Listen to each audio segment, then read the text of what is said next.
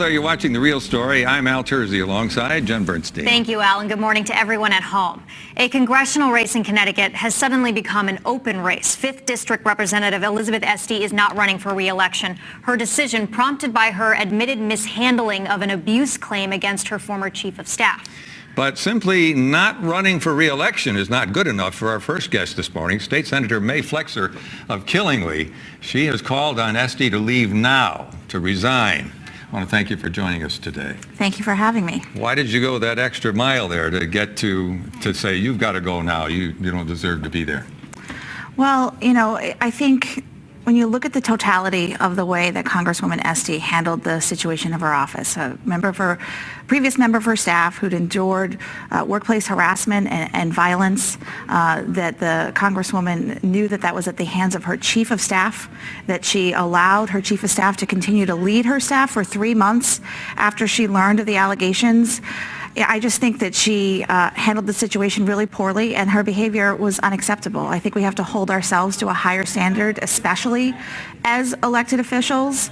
And what message did she send not only to the victim in this situation, but to the rest of her staff when she continued to allow this accused abuser to continue to lead her staff? Are you surprised that she has not stepped down yet? She said she's not running for re-election, but she's still waiting, and we got this note saying she's kind of taking a few days off, but will appear in Washington this week. She's taking a few days off to prepare and plan for her agenda for the rest of the year. Sounds like she's intending to stay, but she'll be back in Washington, D.C. early the week of the 9th, ready to work and fulfill her promise to advocate for meaningful action establishing stronger workplace protections in and outside of government.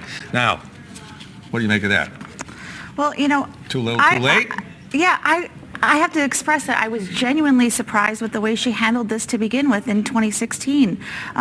Given her track record of being a strong advocate for women's rights, and certainly her comments in recent months would lead you to believe that she would have been someone who handled this situation much differently. But all of the evidence shows otherwise. And so I think she has to be held accountable for the actions, the decisions that were ultimately hers. What does that signal in our day and age, that more work needs to be done, that this happened in a congresswoman's office who advocates for women? Yeah, absolutely. And it certainly demonstrates that in Congress in particular, there are no rules. And I can't deny that Congresswoman Esty was not helped by the fact that there aren't rules for these situations in Congress. I'm glad that in the state legislature, we do have sexual harassment policies that apply to all of our staff and to the legislators of the General Assembly. Congress needs to move swiftly to adopt workplace protections for all of their staff.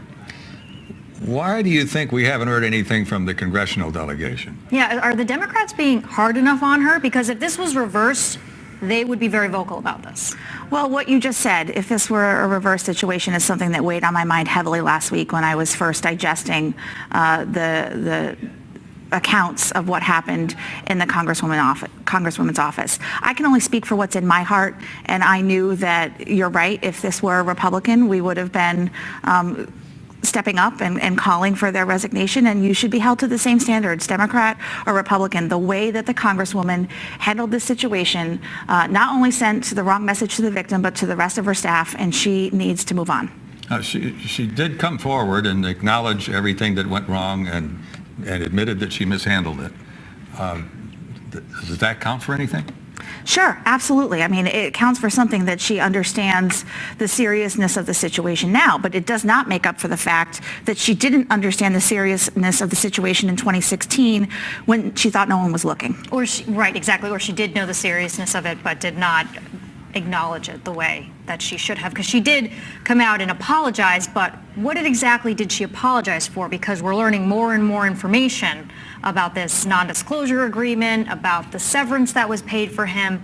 That shows, I mean, I think you as a lawmaker, if you saw that, your hair would stand up a little bit. You know that that's not necessarily a great idea. Yeah, I still can't understand why she entered into that agreement, why those levels of benefits were offered to someone who, again, we've heard from numerous accounts, not just from the victim in this situation, but that there was a culture in her office that this man, as her chief of staff, had created that should have been unacceptable immediately when the Congresswoman found out about it. I can't understand why she acted the way that she did. I wish she had used it as an opportunity in that moment to come forward and say, there's no policies here in Washington, D.C. to handle these situations and use that as a teachable moment to have fought for those policies at that point in time, not now that it's been uncovered by journalists. So are there other allegations of abuses against other employees there at the office? No, but I think in some of the news accounts and some social media postings we've seen from other people who worked in her office that there was a culture at that time that was largely created by the chief of staff. And let's just be clear, the chief of staff in a congressional office is the top job, and they set the tone. And because each staff is its own individual entity, they do set the tone, and they are the head honcho, the most trusted member of the staff.